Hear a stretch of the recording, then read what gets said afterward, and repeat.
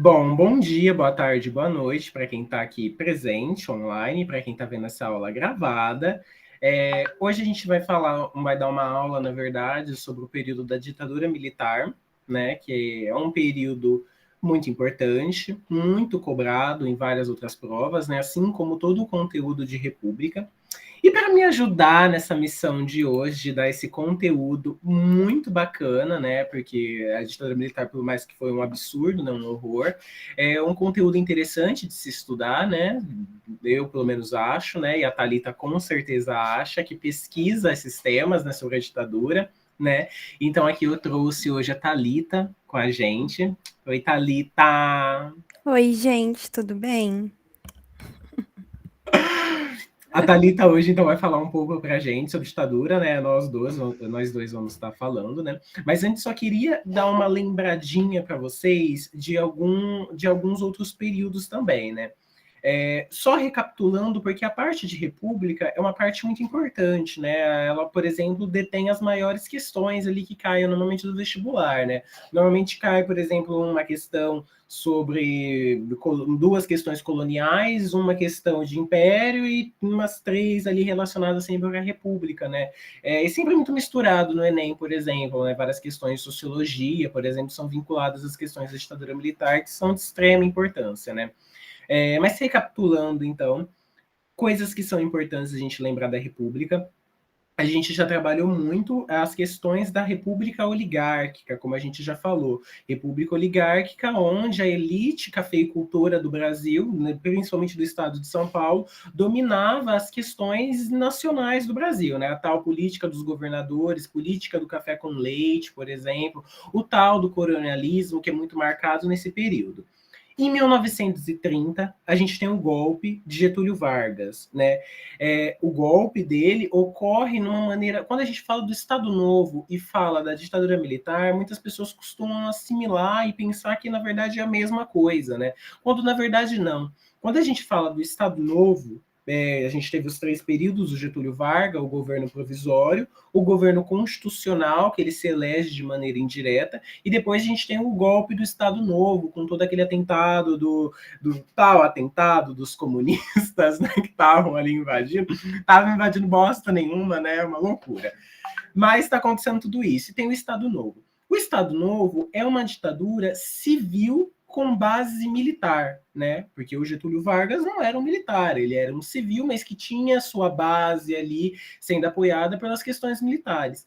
A ditadura militar vai ser uma ditadura militar com a base civil, né? Então não tem aí uma pessoa que é do povo, né? Porque a gente conseguiu observar, por exemplo, nas questões da Primeira República, a República da Espada, quando a gente fala do Eudoro da Fonseca, por exemplo, as questões de que ele era um militar e não um político. E aí a gente observa que militar não sabe fazer política.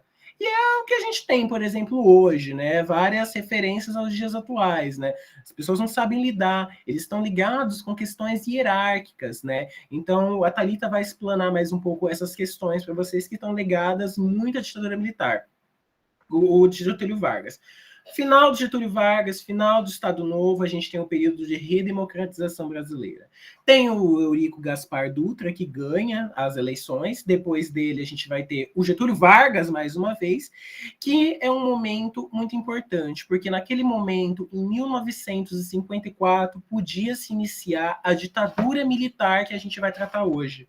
Mas não se inicia, porque o Getúlio Vargas sai com um golpe de mestre, de toda aquela questão do mês de agosto, né, do atentado à Rua Torneleiros, atentado ao Carlos Lacerda, né, que é muito importante em todas essas questões, né, ele se mata, né, para quem falou que ele não se mata, ele se mata, né, e aquilo, né, a população sai à rua, né, e tal, né, tem uma a população, os militares percebem que não tem como dar o golpe, porque a população está ligada com as questões getulistas. Então, aí a gente vai ter o Café Filho assumindo, Depois do Café Filho, que era vice do Vargas, a gente tem o tal do Juscelino Kubitschek, que é muito importante entender o plano dele de metas, a construção de Brasília, que é muito importante nesse cenário, e o plano de metas, a construção de Brasília prezava o quê?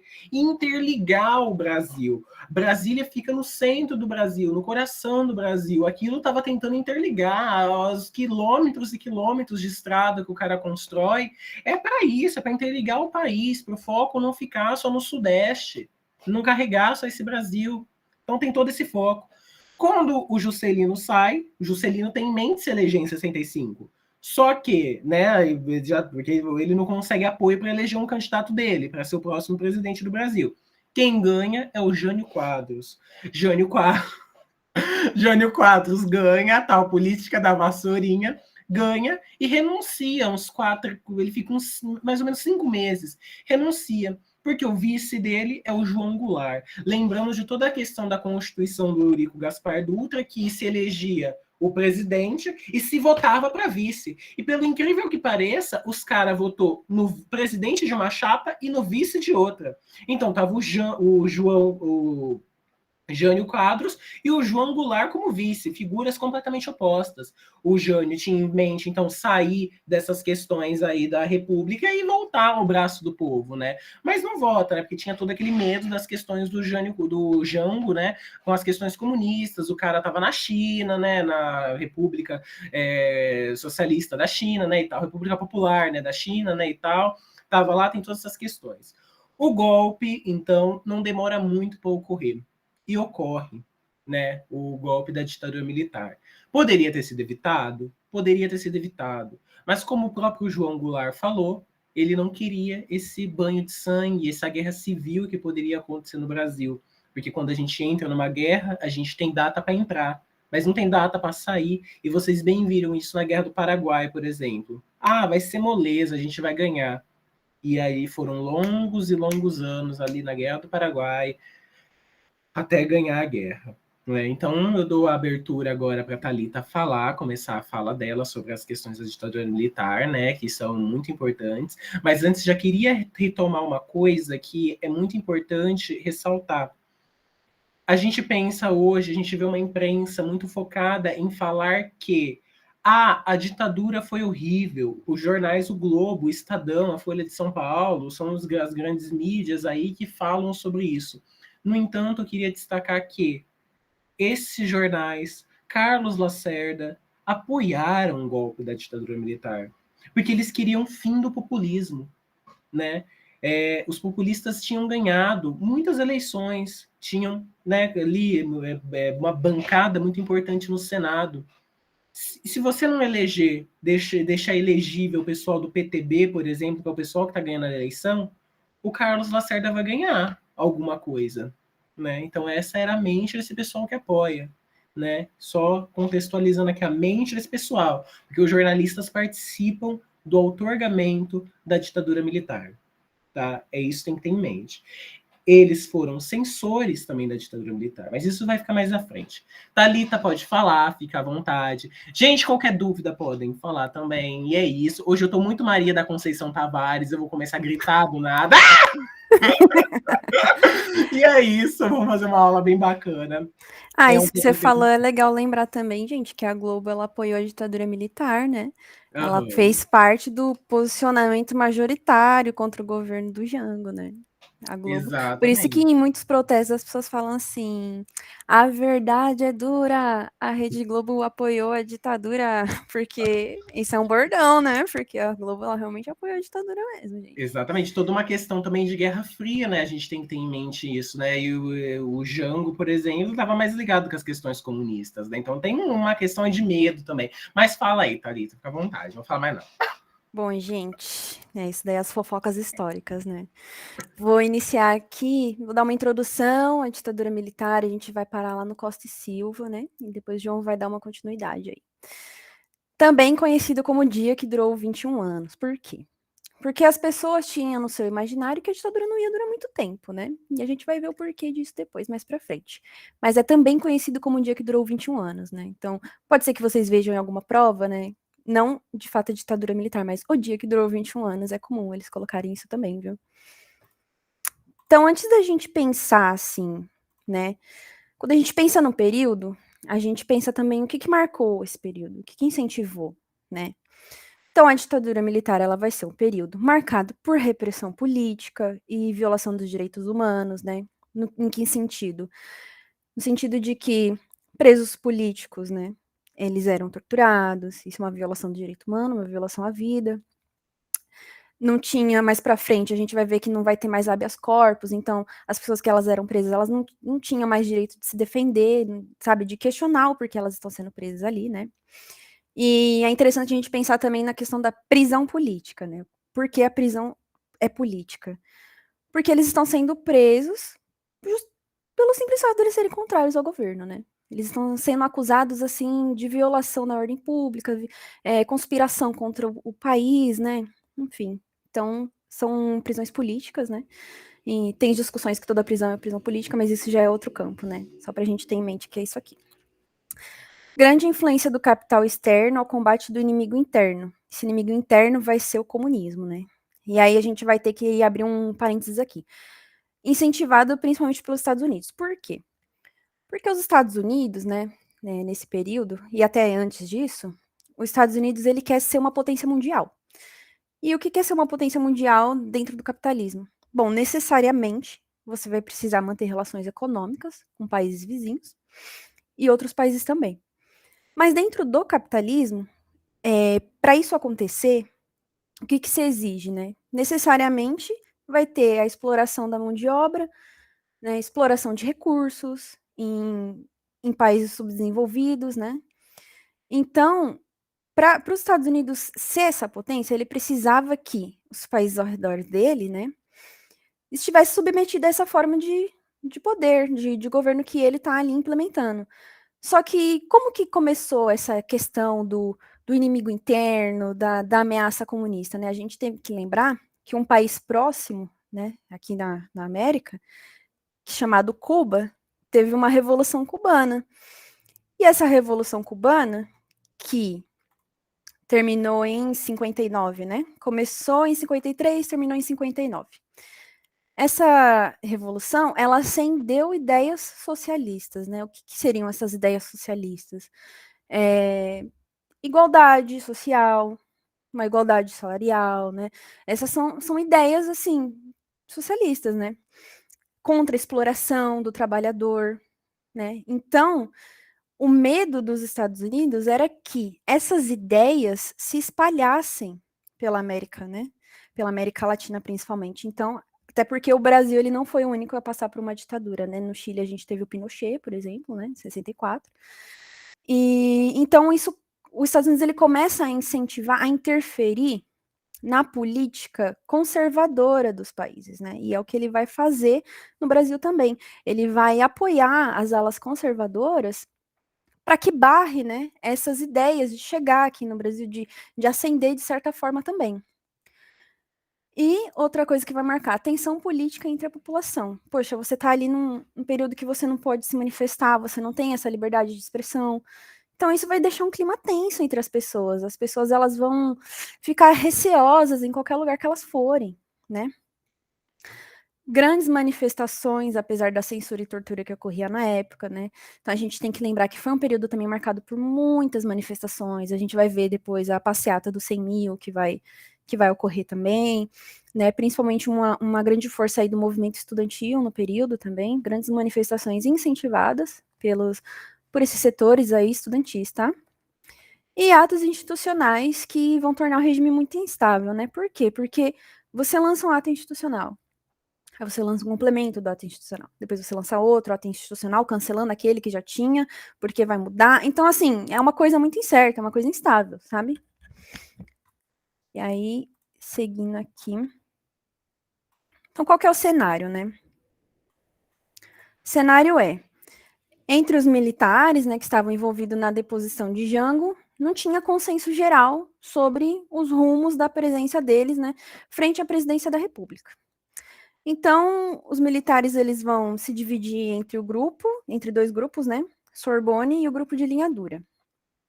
Então, em 2 de abril de 64, após o exílio de Jango, João Goulart, tá, gente? Quando eu falo Jango, é João Goulart. Que o Jango não tinha vice, então assumiu internamente o cargo de presidência da Câmara, né, dos Deputados, Ranieri Mazzilli. E aí, na prática, na prática, né? Porém, o país ele passou a ser governado pelo Supremo Comando Revolucionário, constituído pelo general Arthur da Costa e Silva, pelo brigadeiro Francisco de Assis Correia, de Mali, e pelo vice-almirante Augusto Raman. E esse nome aqui eu não sei falar, gente. É muito difícil. Headmaker, hein? É isso aí. E aí, então, né? Esses dois grupos, por que é importante falar?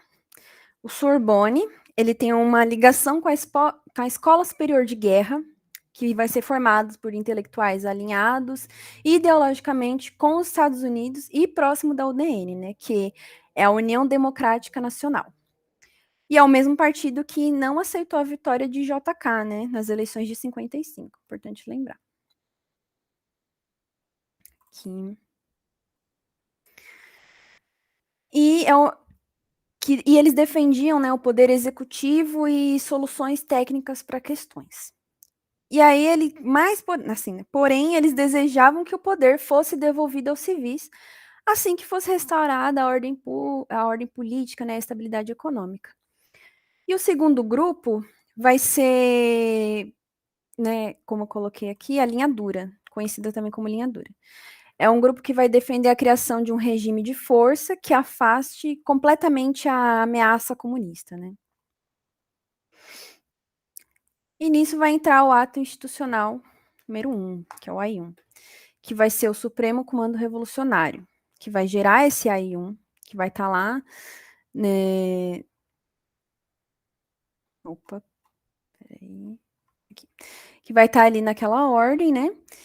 E em 9 de abril de 64, eles vão cassar o mandato político dos opositores do golpe, né? E determinou as eleições indiretas para presidente, né? Ou seja, o presidente ele vai ser escolhido pelo Congresso Nacional.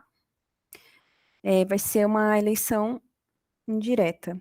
E os decretos de Jango, pertinente à reforma agrária e à nacionalização de refinarias de petróleo, eles vão ser anulados também, tá? E aí já vai entrando no governo de Castelo Branco. Vai falar. Pode falar?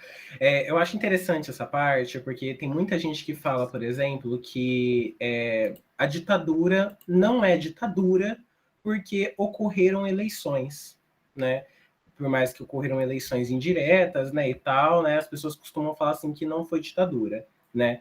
Mas o que é uma democracia, quando a gente para pensar nisso? Será que a democracia só está ligada com as questões de voto? Para existir uma democracia, só tem que votar? Não tem que existir as questões de cidadania, as questões do indivíduo, né? Toda a liberdade, né? As pessoas estão mandatos políticos de pessoas que foram eleitas pelo povo estão sendo cassados. Será que isso é uma democracia?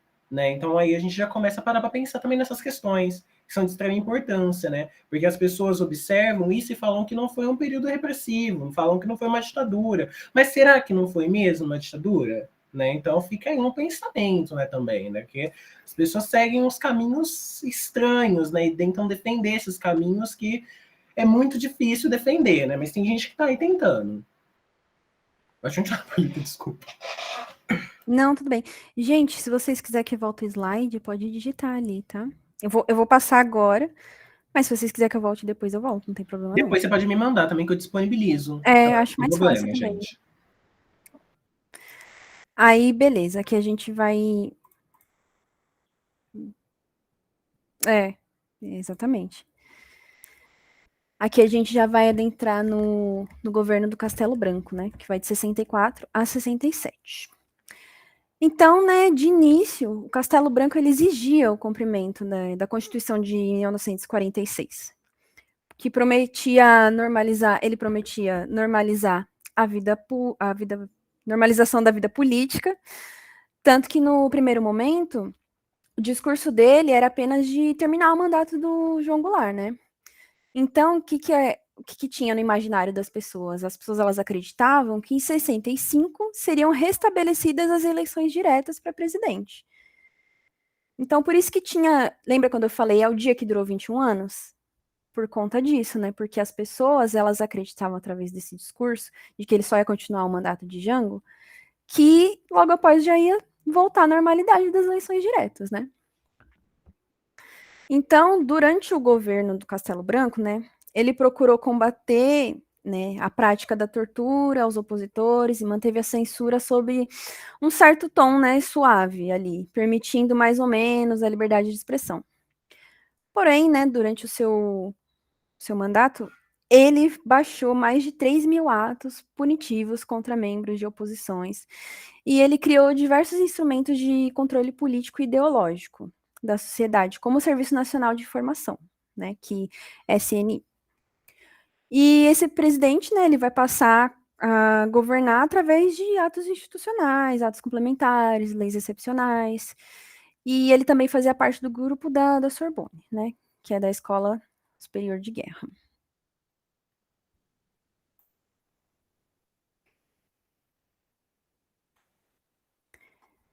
Então, aqui, né? Nas eleições de 65 para governador, em 11 estados, o governo federal viu ocorrer a eleição de nomes ligados a partidos considerados de oposição, PSD e PTB. E isso foi entendido como um enfraquecimento do presidente. Então, em resposta, no mês de outubro desse ano, foi instituído o AI-2, que extinguiu todos os partidos políticos existentes, instituindo o bipartidarismo. Então, o que é esse bipartidarismo, né? São os dois únicos partidos criados pelo próprio governo Castelo Branco na época, né? Que era o Arena e o MDB, né? Aliança Nacional Renovadora e Movimento Democrático Brasileiro. E isso vai aglutinar aquela ideia de oposição consentida, né? Ou seja, a oposição permitida, né? E no plano político partidário, o MDB ele virou um certo abrigo, né, para políticos das mais diferentes tendências ideológicas, né, comunistas, socialistas, né. Então eles se infiltravam no partido de certa forma para poder atuar politicamente, né.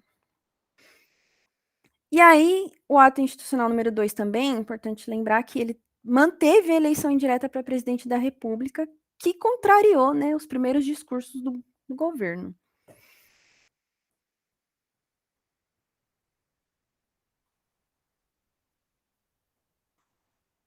Então, aqui a gente tem o maior controle político, né? Então, assim como os partidos políticos, as entidades de classe foram submetidas ao controle do Estado, né? Então, dirigentes sindicais foram presos ou afastados, sindicatos e federações de trabalhadores eles foram fechados ou sofriam intervenção, né? E ainda em 64, a edição da lei de greve proibia movimentos grevistas e paralisações de governo de serviços sociais, né? Como a saúde, a UNE, que era a União Nacional dos Estudantes, ela foi tornada ilegal, e foram proibidas, né, as manifestações políticas de estudantes, professores e funcionários de estabelecimento de ensino, né. Porém, a UNE, ela vai continuar trabalhando na clandestinidade, tá? Então, aqui a gente já percebe que esses atos institucionais já estão dando maior controle político-social desse governo, que já contrariou tudo que ele tinha dito, né, no início do mandato dele. E aqui, em fevereiro de 66, né, vai ser instituído o AI-3, Ato Institucional número 3. Eita, gente, peraí que abriu aqui o negócio do meu computador. Pronto, fechei. E aí ele vai tornar indireta também a eleição de governadores estaduais, né, que vão passar a ser indicado pelo presidente e referendados pelas assembleias legislativas, né? Então, uma vez que eles eram escolhidos, os governadores indicavam os prefeitos das capitais e de seus respectivos estados, né? Assim como cidades consideradas áreas de segurança nacional, né? Que era a cidade de grande porte, por exemplo, né? São Paulo, né? O sul do país. Eram áreas de segurança nacional, ou seja, tinha maior controle ali da político e social também.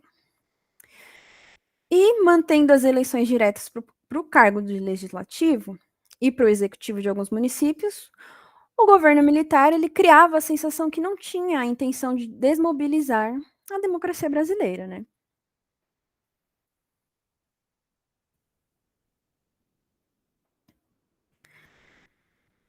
só passei slide aqui, mas assim, a gente tem que lembrar que os atos institucionais, eles davam ao presidente, né, o direito de cassar mandatos políticos, suspender o livre funcionamento do poder legislativo.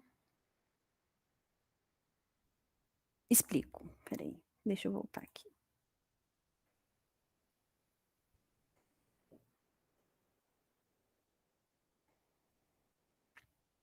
Ó, então assim, né, o AI3, ele vai tornar indireta também a eleição dos governadores estaduais. Até então estava ali na questão da presidência, né? E eles vão ser, agora, os governadores dos estados, eles vão ser indicados pelo presidente, né? Ou seja, ele vai indicar aquilo que está sendo conivente, né? Ao governo ali, à forma de controle dele. Então, uma vez que era escolhido o governador, esses governadores indicavam o prefeito da capital desses estados, né? E assim eles tinham maior controle sobre as regiões, principalmente áreas que eles consideravam como área de segurança nacional. O que era uma área de segurança nacional? É cidades muito grandes, né? São Paulo, por exemplo, é uma cidade grande.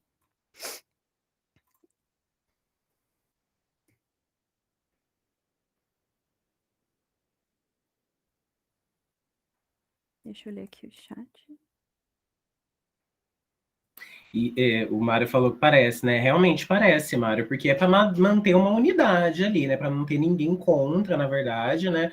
Principalmente nos principais estados, que é Goiás, onde está Brasília, onde o pessoal vai trabalhar, Rio de Janeiro e São Paulo. São os principais estados desse período, praticamente até hoje, né? Se a gente para observar, né? Então ali é toda uma dinâmica de manter uma unidade nacional, na verdade, e fazer com que tudo ocorra do jeito que os militares querem. Porque a gente tem que lembrar o que eles estão prezando nesse momento. Eles prezam hierarquia. Eles não são políticos. Eles não vão em Senado discutir temas, não vão lá. Eles são militares. O que eles falarem, os atos institucionais são o quê? É o que eles estão falando. Olha, isso aqui não pode. E não pode, né? Então tem toda essa questão também, né?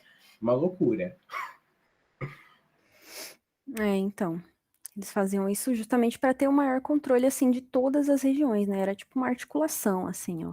Agora que eu indico o governador, eu indiquei um governador que é conivente com as minhas ideias, esse governador vai indicar o prefeito, e assim, mantendo essa rede, né? Então, era esse o AI3, que ele tornou agora indireta, assim como a presidência ela era uma eleição indireta, os governadores também vão ser indiretos, os prefeitos. É que isso veio só posterior, né? O AI-5 que já estava dando o indireto, o AI-5, gente, o AI-1, o AI-5 a gente ainda vai falar. O AI-1 que estava tornando indireto a eleição para presidência. Agora com o AI-3, indireto para governo, para governador, prefeito, né? É bem confuso, tem muito ato institucional, gente. É bizarro mesmo. Então, assim, um exemplo disso que falamos, né? Que a gente falou que a gente, né? Eu falei que o governo militar ele estava querendo criar, né, essa sensação de que não tinha intenção de desmobilizar a democracia brasileira, né? Mas, por exemplo, o AI-4, que foi instituído em dezembro de 66, o que ele vai fazer, né? Por meio dele, o Congresso Nacional trabalhou sob pressão para a aprovação da sexta Constituição da história brasileira, que ocorreu 24 de janeiro de 67. Essa carta, ela substituía a de 46, né, que substituía a de 46, ela foi previamente elaborada pelos militares no poder. Então, ele vai incluir essas prerrogativas autoritárias, né, dos primeiros atos institucionais. Então, o que ele vai incluir? A inclusão da lei de greve, da lei da imprensa, né, que é a censura, né, que vai ser proibido a greve, vai ter muita censura na questão da imprensa, a Lei de Segurança Nacional. O que é a Lei de Segurança Nacional? É contra o comunismo, né? Aquela lei que está querendo eliminar o inimigo interno. Então, essas coisas elas vão confirmar esse caráter autoritário, né? Então, essa nova Constituição, ela vai entrar em vigor 15 de março de 67, junto com o mandato do novo presidente, né? O Arthur da Costa e Silva. Pode falar, amor. Eu só queria falar também que a gente trabalhou, na verdade, eu falei para vocês que só existiram 2 constituições brasileiras que foram outorgadas, ou seja, elas não tiveram Assembleia Constituinte, elas não foram promulgadas. Quais foram? A primeira Constituição, a do Dom Pedro I, a de 24, e a Constituição do Estado Novo, do Getúlio Vargas, elas foram outorgadas. A Constituição da ditadura militar, ela é promulgada, porque tem ali os senadores que elaboram. No entanto, quando a gente para pensar, mas e o AI1 que caçava os senadores e os deputados? Quem era que elaborou a Constituição? Os próprios militares. No entanto, né, a gente tem isso, né, porque por mais que foram os próprios militares ali que fizeram a Constituição, ela foi uma Constituição promulgada, ela não se enquadra nessas questões de constituições outorgadas, né, então tem que também deixar claro nessas questões da Constituição, tá? Então, gente, é isso aí mesmo, lindo. Pode falar quando você levantar a mãozinha. Eu já vou escutar, já vou parar e você fala. Então, gente, aí sabe os bolsominions arrependidos? Teve também na ditadura, né? O que aconteceu? Nesses 3 anos de governo, né? Algumas parcelas da população que apoiaram a deposição de Jango se desencantaram com o regime militar, porque eles perceberam que o dia ia durar 21 anos. Então, e dentre esses daí, né? Carlos Lacerda apoiou o golpe. Ele foi marginalizado pelos novos detentores do poder e viu ruir seu desejo de concorrer às eleições presidenciais de 65. Então, sabe aquele bolsominion que votou? Ah, eu votei no Bolsonaro, mas aí fala, não acredito que ele fez isso comigo. Foi esse caso. Né? Isso aconteceu também há muito tempo atrás. Então, em relação a isso, o que ele vai fazer? Ele vai recorrer ao Juscelino Kubitschek e ao Jango, né, que é o João Goulart, que eram seus adversários políticos, né, são ainda seus adversários políticos, e junto entre 1966 e 1967, eles vão organizar um movimento de oposição denominado Frente Ampla. Mas os resultados desse movimento não vai ter grande alcance, tá, gente? É só para a gente ter ideia de que teve um movimento além do MDB, né? Esse foi um dos primeiros, assim, né? Tirando os estudantes e tudo mais, também teve essa frente ampla, tá? E o plano econômico, né? Só para a gente falar rapidinho do plano econômico aqui, antes de entrar aqui no Costa Silva. O plano econômico do Castelo Branco, né? Os ministros do presidente do Castelo Branco lançaram um plano de ação econômica do governo, PAEG, né? Cujas medidas seguiam a receita clássica, né? O que é a receita clássica? Arroxo salarial. O que é arroxo salarial, né? Salário baixíssimo, né? Corte de investimento do Estado em obra pública, aumento de imposto e restrição do crédito, né? Aumento de imposto e restrição do crédito. O que é restrição do crédito? É nome sujo, SPC Serasa. Também vai ser extinta a lei de remessa de lucros, favorecendo as empresas estrangeiras no Brasil. O que é remessa de lucros, né? Remessa de lucros, ela representa o envio de recursos ao exterior como retorno sobre recurso investido no país, né? Rendimento sobre esses recursos na forma de lucros, dividendos, juros, royalties, essas coisas, né? Ou qualquer outra transferência de rendimento para fora do país, né? Então, isso é a remessa de lucros. Então, o objetivo central do plano econômico era estabilizar a economia, mas sem atribulações de partido, sindicato e outros setores sociais, né? A exemplo do que tinha ocorrido no governo do João Goulart. Pode falar. Gente, por que isso? Por que tudo isso? Lembram do plano de metas do Juscelino Kubitschek? Então, o cara gastou muito dinheiro, porque o Brasília não era para ficar pronta no tanto de tempo que era para ficar. Só que ele pega muito dinheiro emprestado, aumenta a dívida externa, faz Brasília, faz tudo que ele queria fazer, tira a fotinha com a Brasília, e aí o próximo que ganha a eleição toma no rabo. É isso. O Jânio Quadros, quando ganha a eleição, ele tinha que fazer uma política mais austera, ou seja, ele tinha que cortar todos os gastos, cortar gastos de servidor público, cortar qualquer. Obviamente que eles não cortam os gastos deles, né? Mas cortam qualquer outro tipo de gasto né? E vai ser um governo impopular. A população vai gostar disso? Tá cortando salário, não tá pagando as pessoas, a inflação tá subindo, você não tá ajustando o salário mínimo. É um governo impopular, as pessoas não gostam. Aí tem toda aquela questão. O Jânio, o João. Aí, como que é o nome dele? O Jânio, quando sai, o João Goulart fica e tem que fazer isso, mas não dá certo, aí ele é impopular, as pessoas não gostam dele, gostam, e todas essas questões que vão combinar com o golpe. O Castelo Branco faz isso, e ele faz porque ele é militar, porque se ele não fizer também não vai dar certo o Brasil, né? Tem que ter essa questão, porque o Brasil está desestruturado, tá uma dívida muito grande, tá um absurdo, né? Mas vai se adaptar. Pode continuar. É, gente, mas é feia a coisa. A minha mãe, ela nasceu, só pra gente ter uma ideia, assim, né, do que é esse SPC Serasa, assim, da época, o que é esse arroxo, né? A minha mãe, ela nasceu em 67. E ela cresceu durante o período da ditadura militar, né? Ela falava que, assim, no mercado, tinha gente que ficava na porta do mercado, esperando abrir. Por quê? Podia ser que passasse, assim, enquanto você estivesse tirando o produto da prateleira, vinha o bip, assim, ó, e aumentava o preço. Carne, tá igual hoje, luxo. Carne é luxo, tem gente que tá pegando o osso, né, gente, no caminhão de lixo.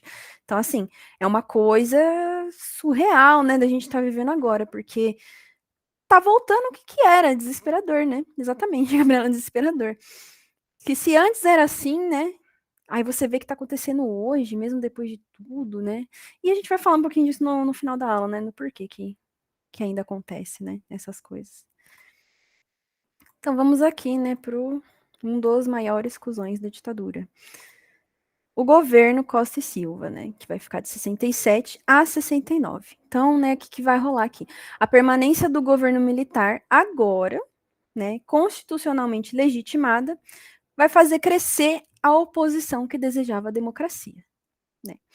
Então, durante o mandato do Costa e Silva, vai se radicalizar as posições políticas, tanto do governo quanto da oposição. Então, o que ele vai fazer, né? Ele vai precisar manobrar entre os grupos conflitantes, como os militares da linha dura, né? Grupo para qual ele se inclinava, né? E os adeptos da Sorbonne, que é a oposição e a oposição político-partidária, né? Com destaque para a frente ampla, né? E os movimentos populares também, como as greves de trabalhadores e as manifestações estudantis. Então, assim, né? Ele já vai ser um período que agora a galera vai entender assim, nossa, realmente a ditadura militar ela vai durar um tempo aí, né? Ela está constitucionalmente legitimada já, né? Não tem muito que a gente possa fazer. Então ele vai ter que manobrar entre todos esses setores, assim, né? Sociais que vai estar ali. E o governo dele vai ser marcado principalmente pelo AI-5, né? Que é o maior ato de repressão da ditadura militar. E a gente vai falar dele já já.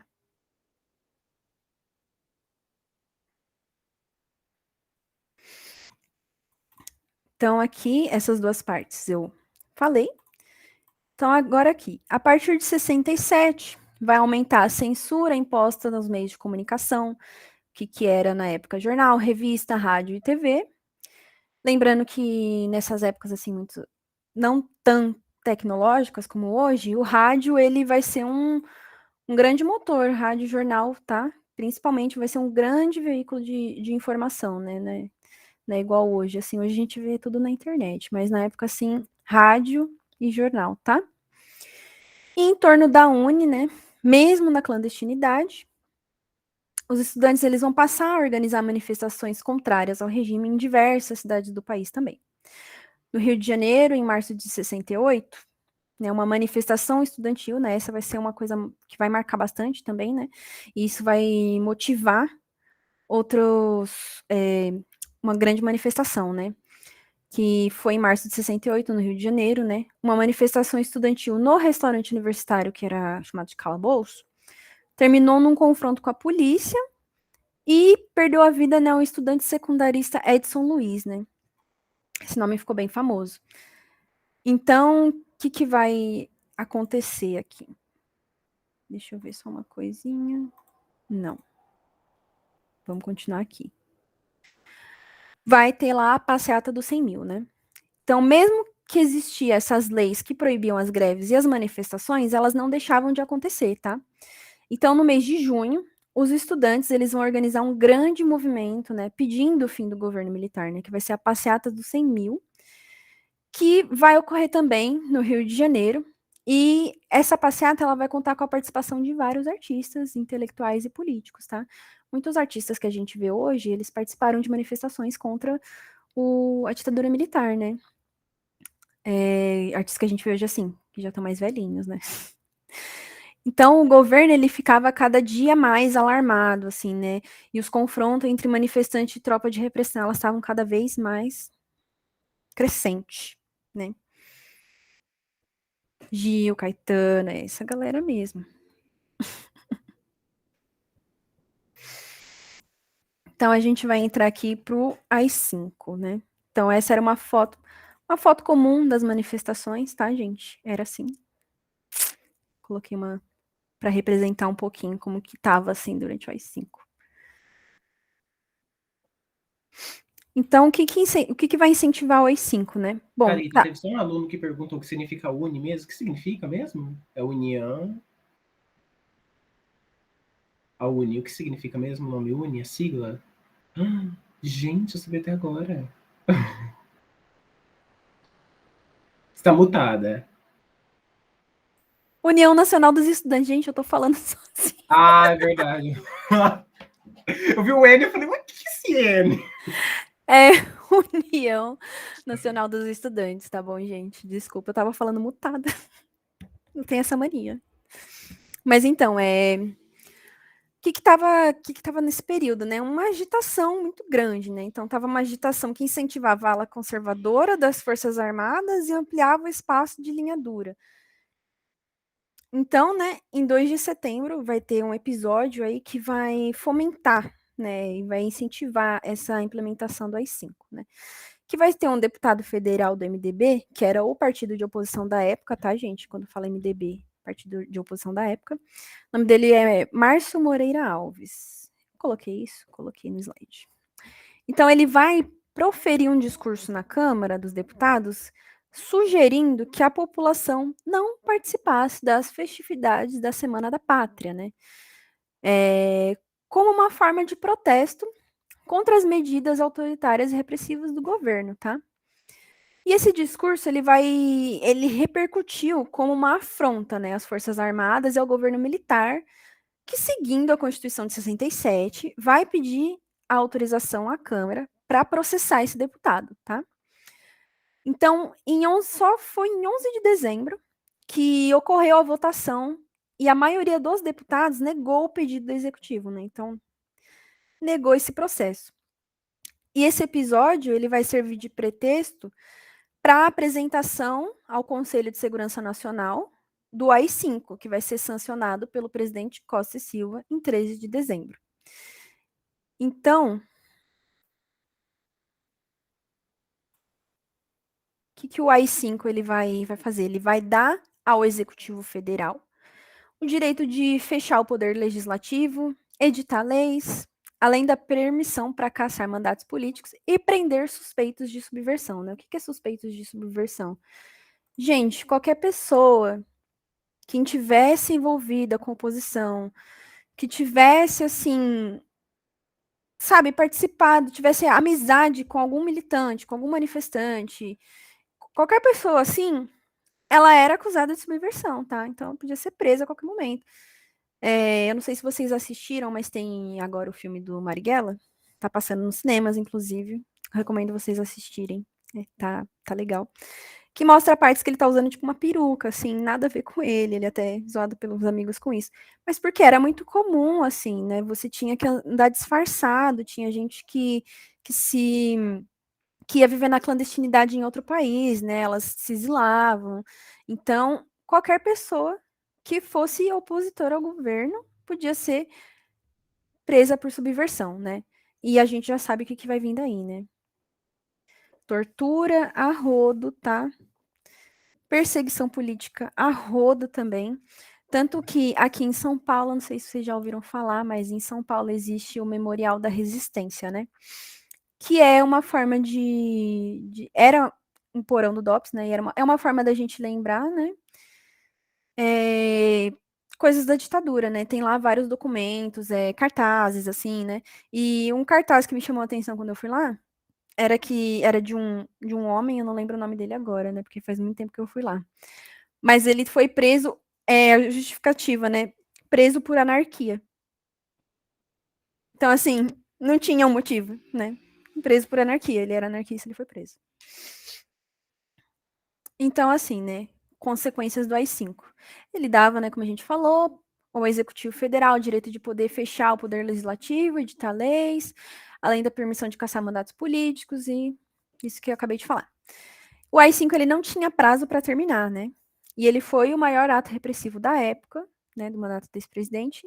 E as torturas se intensificaram, o medo tomou conta da população, muitos artistas foram para a clandestinidade, assim como muitos militantes e opositores da ditadura. E alguns artistas faziam músicas que marcaram esse período. Aí eu achei legal colocar alguns deles aqui, né? Então, essa faixa, assim, é de uma música, né? Amanhã vai ser outro dia. Que era uma música que falava que, apesar de você, amanhã há de ser outro dia. Então, artistas como Chico Buarque, Elis Regina, Geraldo Vandré, eles vão marcar, né, os períodos com as suas músicas e elas vão ser muito cantadas em manifestações, né? Aí uma das mais famosas, assim, né, que foi até considerado o hino da ditadura militar, contra, né, a ditadura militar, tá, gente? Foi do Geraldo Vandré, né? Para não dizer que não falei das flores, né? Depois vocês dão uma pesquisadinha aí no YouTube sobre essa música, ela é bem emocionante, assim. Minha mãe falou que ela ia em manifestação, todo mundo andava e cantava essa música, assim, era uma coisa bem, bem louca. Aí aqui, só pra gente não esquecer também, né, teve censuras nos jornais, tá? E por que receita de bolo, receita? Isso era uma forma de protesto, tá? Então, durante esse período de repressão e intensificação da censura do AI-5, era comum que receitas de bolos, doces aparecessem como forma de manifestação à censura nos jornais, e alguns títulos também eram umas alfinetadas, assim, fazendo referência a algum político, assim, em particular, né? Exemplo, cadê aqui? Eu tinha colocado aqui, ó, Brigadeiro Francisco de Assis Correia. Então, assim, se tinha lá uma receita, brigadeiro, né? Então, às vezes era uma alfinetadinha aí a esses nomes que estava aparecendo no período, né? Então, aqui, para terminar, o fim do governo do Costa e Silva, né? Então, ele ficou doente, né? Então, adoentado, ele se afastou da presidência em agosto de 69 e uma junta militar formada por Augusto, aquele nome lá difícil, né, gente? Pelo general Aurélio de Lira Tavares e pelo brigadeiro Márcio de Souza e Melo, assumiu o governo e impediu, né, por meio de mais um ato institucional, a posse do vice-presidente, o mineiro Pedro Aleixo, né, que se viu ligado à extinta UDN, né, que havia sido contra a instituição do AI-5, né. Então, eles impediram, né, a posse da presidência desse vice, que foi contra o AI-5, né, através de mais um ato institucional. Fora que essa junta militar, ela vai baixar ainda mais outros, vai baixar outros AIs, né, para avisar, manter essa ordem, essa reorganização política dos militares, né. E aí, por fim, né, foi editada a emenda constitucional número 1, que incorporava a Constituição de 67 e os atos institucionais posteriores a elas, e era alguns juristas, né, não consideravam como sendo a Constituição de 69, né. Então, o Congresso Nacional ele foi reaberto para a realização de uma nova eleição presidencial indireta, tá? Importante lembrar, em 25 de outubro de 1969. Então, o mandato do eleito vai se estender de 30 de outubro de 69 a 15 de março de 74. E o general Costa Silva vai falecer em 69, tá? Eu não coloquei isso no slide, mas ele vai falecer em 69. E no plano econômico, seu governo nomeou ministro da Fazenda e economista Delfim Neto, que colocou em prática o plano estratégico de desenvolvimento, cujos resultados pareciam mais claramente a partir de fins de 69. Então, quando Costa e Silva já não governava mais. Entre as obras realizadas do seu governo, destacam-se o início da construção da ponte Rio-Niterói e da usina hidrelétrica da Ilha Solteira, tá? Então, acaba aqui com o falecimento do Costa e Silva em 69. Acaba aí com a Thalita, gente. A gente vai continuar a ditadura militar. Acaba comigo, tá, gente? Perdão, aí eu me estendi muito. Ai, meu Que Deus. isso, Thalita. Ó, a Gabriela comentou assim: vocês acham que pode cair ditadura no Enem por conta das mudanças que a gente sabe o que é, na verdade? Então, Gabriela, o Enem já está pronto, já está impresso, né? Não tem como mudar tanta coisa assim depois da exoneração, né? Porque é uma prova que exige um trabalho assim nacional, o Brasil inteiro participa, né, e tal. Então, eu acho que não vai ter mudanças muito bruscas, ou talvez esteja, né? Eu não sei muito bem afirmar sobre isso, né? Vou saber só na hora que a gente realmente vê a prova. Eu tenho medo, obviamente, de ver a prova, mas se ele falou que a prova está parecendo com o governo, vocês vão tirar de letra a prova, porque todo mundo é mais inteligente que o presidente, óbvio. E se vocês leram Memórias de um Sargento de Milícia, vocês gabaritaram o Enem. Então é isso, sim, praticamente. Ali, Thalita, você para de apresentar aí para me apresentar o meu? Ai, eu vou parar, peraí. Mas assim, gente, pelo menos na Unesp ou na USP, eu acho que essas faculdades elas têm uma certa autonomia sobre a prova, né? É. Então, não é igual o Enem, tá? Mas nem sempre caiu muito ditadura também, né? Tinham É. bastante questões. Agora eu entro com vocês aqui. Dá para ver o slide? Eu travei. Voltei. Ou não? Agora a tela tá preta. Tá carregando, tem um Ah, tá me círculozinho ouvindo? assim, ó, carregando. Ah, agora. Ah, voltou? Agora eu vou falar para vocês, né? Continuando a aula, a Thalita então finalizou aí, falando desse último presidente que morre, né? E agora a gente vai falar do presidente Médici, que ele também foi muito importante nas questões da ditadura militar, porque foi um período, como a gente vai chamar, dos anos de chumbo, ou seja, vai ser o auge da repressão. Eu estava assistindo, por exemplo, esses dias um vídeo que saiu recentemente no Roda Viva, da Zezé Mota, e ela conta, por exemplo, nas questões quando ela estava fazendo Roda Viva, aquela peça famosa do Chico Buarque, e ela fala que em uma das apresentações, por exemplo, no período da ditadura que ocorre essa peça, né, entraram algumas pessoas ali radicais da direita extrema, por exemplo, e bateram em todo mundo do elenco no camarim. Bateram com cacetete e tal, né, assim, acusando eles de comunistas, né, por exemplo, né. Então, assim, a gente vê que esse é o auge da censura. A censura tá estralando, né? Tá uma coisa louca. As prisões são inúmeras, muitas pessoas são presas, torturas também, muita gente é torturada e não é brincadeira, são torturadas mesmo. Para falar o nome de pessoas que estão envolvidas em organizações consideradas perigosas pelo governo, né?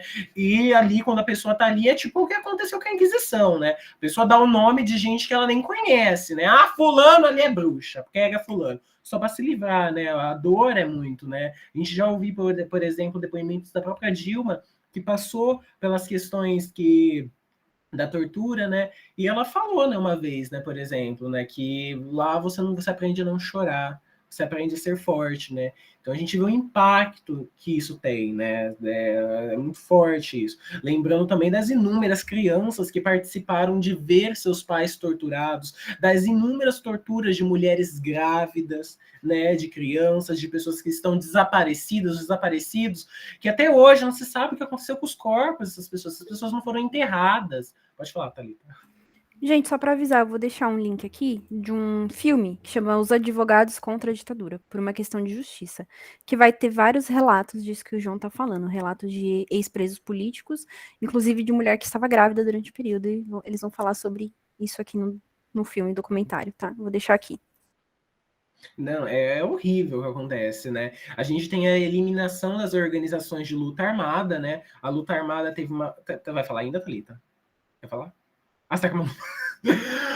Então, essa período a gente tem a eliminação das organizações de luta armada. No governo do Costa e Silva, por exemplo, as lutas armadas, elas, comunistas, muitas delas ligadas a essas questões, né, se estabelecem de uma maneira muito forte. A gente tem inúmeras organizações de lutas armadas. No entanto, o PCdoB, o próprio partido, era contra as questões da luta armada, né? Eles achavam que ali não tinha que ter. O Marighella, por exemplo, que a Thalita comentou, ele participava dessas questões das lutas armadas no Brasil, né? E quando eu falo isso para vocês devem pensar, nossa, nossa, um monte de gente participando. Misericórdia, quando na verdade não tinha tanta gente participando, né? O medo do PCdoB, na verdade, era esse, né? Porque as pessoas que trabalham para o governo, o próprio exército, seria muito mais forte que qualquer dessas pessoas, né? Tanto que, por mais que a gente evidencie, então, um claro de pessoas que estão se rebelando contra o sistema, a gente observa também um sistema muito repressivo, porque essas pessoas estão sendo mortas. O Carlos Marighella é morto na ditadura militar. Não só ele, como inúmeras pessoas que participaram dessas guerrilhas. Então tem que frisar sobre isso. A gente tem a criação também do DOPS, o Departamento de Ordem Política e Social, o DOI, o COD, né, que é o departamento, que é esse destacamento, né, de Operações e Informações, e o Centro de Operações de Defesa Interna, que todos estavam interligados nas questões de identificar possíveis ameaças ao governo, ligados, por exemplo, como a Thalita falou, nas questões dos Estados Unidos, que obviamente ajudam, né, as questões da América Latina a darem golpes, né, a Argentina está tendo golpe, Chile está tendo golpe, México está tendo golpe da ditadura militar, os militares estão Colômbia, né, estão ali se enraizando, mas também estão ligadas com as questões da conjuntura mundial, quando a gente fala, por exemplo, nessas questões de ditadura, de impedir o avanço comunista, eles estão ligados com a questão esqueci o nome, da Guerra Fria, estão ligados com as questões da Guerra Fria também.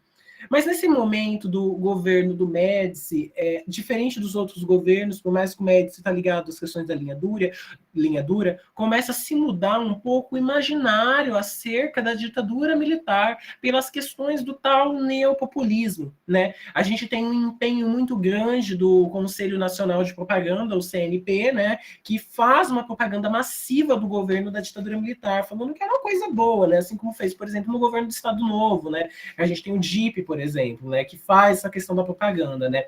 Vai ter um alto índice de popularidade, obviamente, né? A lavagem cerebral total. Vai ter um alto índice, então, de popularidade. As questões, por exemplo, acerca do Brasil, ame ou deixo, Brasil, nós somos nacionalistas, né, patriotas, né? Uma questão que, sim, né, nacionalista bosta, né? Os caras dizem patriota, mas são bosta, né? Estão aí vendendo tudo, até hoje, né? Se a gente parar para pensar.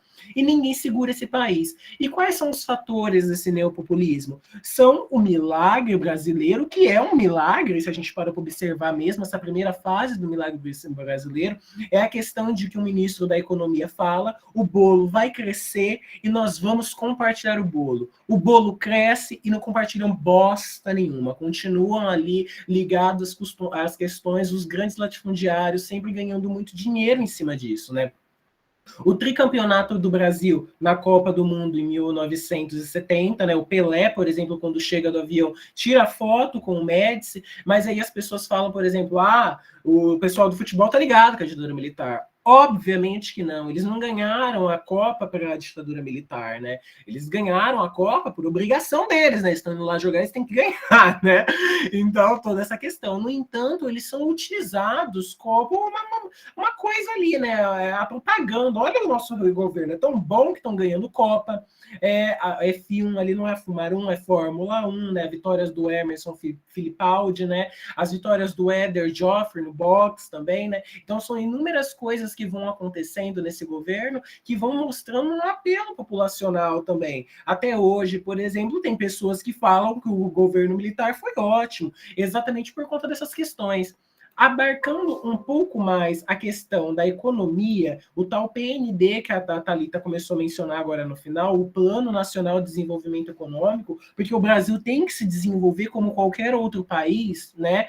Tinha um objetivo como aumentar a indústria, as questões da agricultura e as questões da ciência também, né? Eles também estavam prezados nisso, né? A gente tem, por exemplo, no Brasil, um alto número de escolas sendo abertas, por exemplo, né? Obviamente, escolas no parâmetro da ditadura militar. A abertura de escola não significa um aprendizado eficaz, né, do aluno, um senso crítico que ele está tendo, né? Eles têm em mente também transformar o Brasil em uma potência. As características, então, desse plano econômico é a associação extrema com o capital externo, muito capital dos Estados Unidos e outras empresas americanas, por exemplo. Só lembrando uma coisa, quando a gente fala do JK, por exemplo, ele coloca, ele fala, na verdade, no que ele está querendo, no plano de metas, na construção em Manaus. Como que é o nome? Gente, eu esqueci. Da Zona Franca de Manaus. É construída no governo JK? Não. É construída, foi planejada lá, mas é construída aqui nas questões da ditadura militar, que a Zona Franca tem uma importância muito grande para o Brasil, porque é onde as empresas estrangeiras e nacionais se localizam e pagam impostos mais baixos e oferecem emprego para as pessoas, né? Então aqui já começa essa questão da Zona Franca. Vocês devem ter visto isso em geografia, né? Mas é ligado a isso. A expansão do crédito, as pessoas podiam agora ter crédito também para começar a gastar. O PIB se eleva a 10%, e vocês falam assim, nossa, que grande coisa, né? É uma grande coisa. No entanto, em governos anteriores, o PIB era de 16%, 14%, e agora o PIB está 10%. Não é uma coisa tão interessante, mas ainda assim é uma coisa alta, né? Pensando, né, que o PIB pode diminuir ainda nessas questões dos governos posteriores, né? Tem a diminuição da inflação. O tal do milagre econômico brasileiro começa nesse período. As consequências, no entanto, desse bolo que tanto cresce e não é dividido, é a alta concentração de renda nas mãos de pouquíssimas pessoas, o endividamento externo muito grande, né? O arroxo salarial, como a Thalita explicou, o salário mínimo não está sendo ajustado. Lembram que o Getúlio Vargas, no governo dele, como o João Goulart fez, né, quando ele era ministro do Trabalho, um aumento de 100% para os trabalhadores foi dado, né? As pessoas olham, né, as classes mais altas olham para isso de uma maneira muito ruim, obviamente, né? Mas nesse período não tem isso, né? As pessoas continuam ganhando seu dinheirinho ali, né? E a gente tem as questões das obras faraônicas também, né? Essas inúmeras obras que são... A Thalita falou um pouco sobre cultura, eu tô falando muito sobre as questões políticas. Mas sabem aquela música da Elis Regina, O Bêbado e o Equilibrista? Caía a tarde feito um viaduto. Por que cair à tarde feito um viaduto? Tá caindo à tarde feito um viaduto? Óbvio que não. É um viaduto que realmente cai e mata um monte de gente na ditadura militar, nesse período, né? E aí ela fala, continua. E um bêbado trajando luto me lembrou Carlistos. Quem é Carlistos, gente? Do tempos modernos, né, e tal. O bêbado que tá sempre à margem da sociedade, o Carlitos, que lembrou Carlitos, né? Porque o cara tá tentando se encaixar naquelas questões do mundo moderno, as questões do capitalismo vigente. É toda uma loucura, é toda uma conjuntura que está se estabelecendo nesse período da ditadura militar. É uma questão. Outra questão sobre as obras faraônicas que a gente sempre menciona é a questão daquela obra transatlântica amazônica, né? Que até hoje, gente, até hoje não terminaram a obra. O que vocês pensam sobre isso? Até hoje não terminaram a obra. A obra está lá, as pessoas passam, andam na maioria da estrada na terra. Quando chove, é sempre matéria no Jornal da Globo.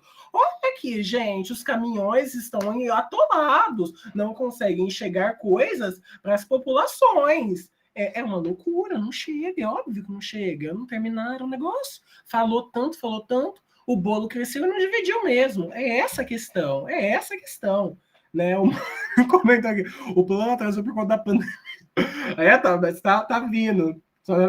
Então tá vindo. Então menos mal, mas olha a demora. A ditadura acaba em 86, 85, né? 85, né? Acaba por aí.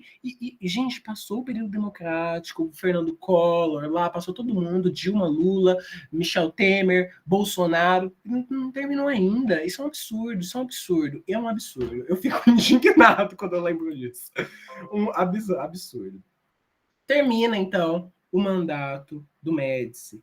E agora a gente tem uma nova figura que vai governar o Brasil por um período de tempo também. Uma figura também relativamente importante, que é o tal do Geisel, né? Que atua de 1974 a 1979. Eu vou sair um pouco aqui. Eu vou começar falando das questões políticas da revogação do AI-5, depois eu falo um pouco da economia e do segundo PND que estão relacionadas, tá? Então, na questão da economia, da política, a gente, o que o Geisel vai falar, fala o Geisel, né, tem essa questão, né, o que o Geisel vai falar, ele vai falar assim, porque ele não é da linha dura, ele não é da linha dura como o Médici, ele vai falar assim, eu quero um início da abertura política, no entanto, lenta, gradual e segura. Segura para quem, gente? Para os militares, medo de retaliação deles, obviamente. né? Então a gente vai ter uma questão muito forte nesse governo do Geisel, né? Com a questão do governo dele, que vai tentar essas questões de abertura política, e a questão da linha dura, que vai ser muito criticado. E aí entra, por exemplo, o caso do Exorg, né?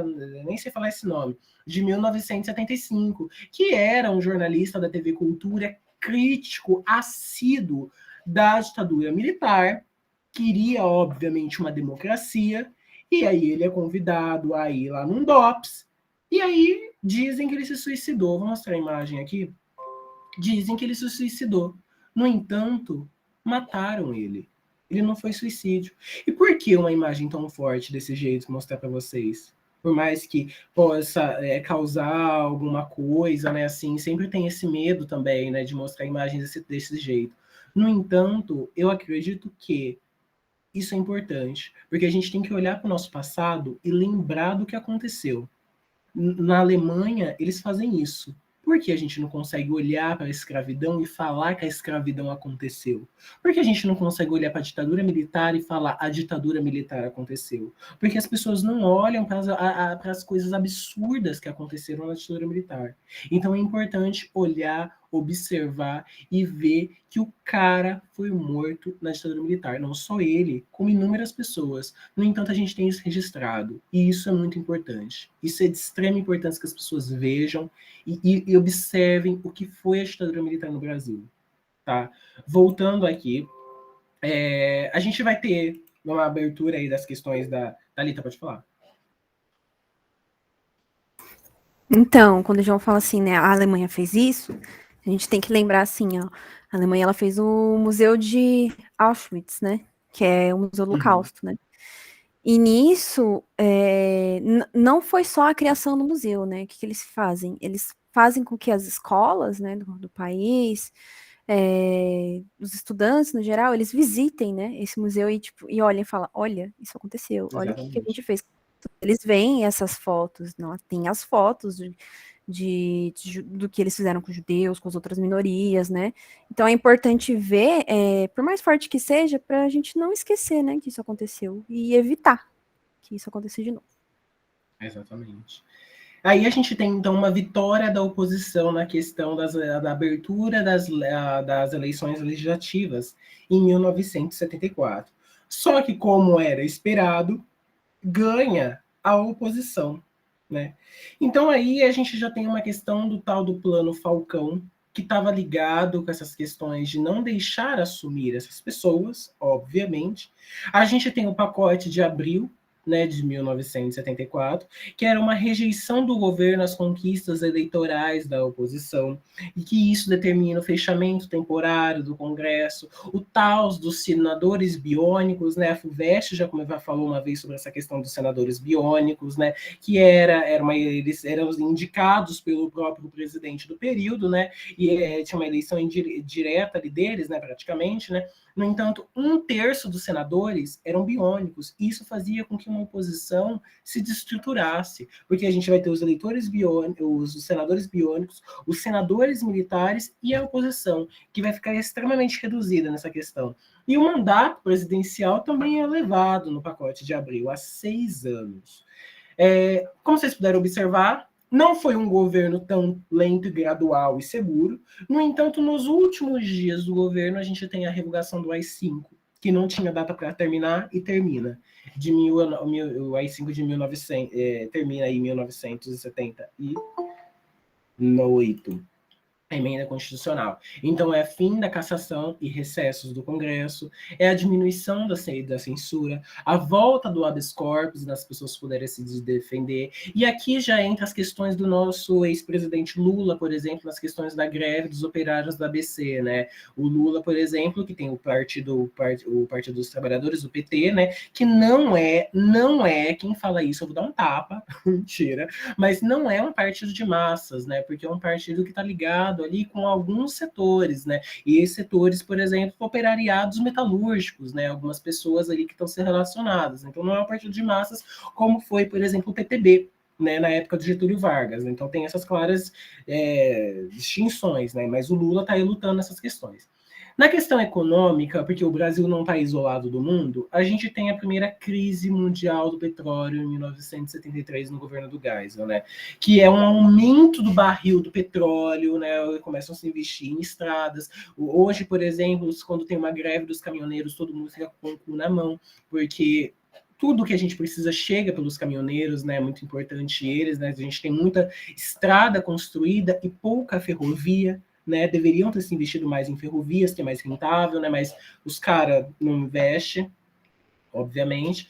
E nessa questão a gente tem um aumento da inflação, mas um aumento da dívida externa, né? Porque o petróleo ficando caro é a mesma coisa de acontecer o que aconteceu com a greve dos caminhoneiros. As coisas, qualquer coisa vai ficar caro, porque o petróleo tá caro, a gasolina tá cara. É isso que eu tô falando para vocês, a gasolina tá cara.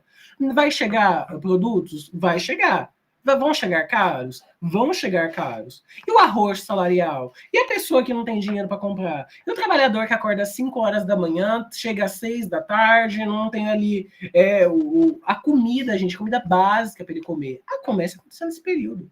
E aí a gente tem o tal do Plano Nacional do Desenvolvimento 2, né, que tinha um objetivo, né, diminuir essa dependência do petróleo, aumentar a produção de energia, com quais medidas? A construção, por exemplo, de algumas usinas hidrelétricas, como a de Itaipu e a de Marimbondo, um acordo de cooperação nuclear Brasil e Alemanha, que foi, assim, uma bosta, né, porque os caras compram reator nuclear. Gente, o Brasil precisa de nuclear? Não. Mas vão lá, compra coisa velha da Alemanha, paga caríssimo naquilo, traz aquilo para Angra dos Reis, e aquilo tem uma energia suficiente para ligar o que? Uma lâmpada, praticamente. Não tem bosta nenhuma, não funciona, paga caro, mas aquilo não funciona, sabe? E aí é isso, sabe? É uma loucura. Fora os riscos que isso tem, né? Fora os riscos, o Brasil não precisa disso, né? Mas tudo bem. Mas tem uma campanha interessante, que é o tal do pró-álcool, que é diminuir essa questão, então, essa dependência do petróleo, da gasolina e aumentar do álcool, porque o Brasil pode fazer álcool, etanol. O Brasil faz. Aqui em volta da minha cidade só tem plantação de cana-de-açúcar, por exemplo. E é para quê? Para fazer açúcar? Obviamente que não. É para fazer álcool, né? Então tá ligado com essas questões também, tá? Aqui a fotinha que eu mostrei para vocês. E o último governo militar, já estou acabando, o governo do Figueiredo, são 21 anos, então acaba sendo um pouco extenso, né? De 1979 a 1985, né?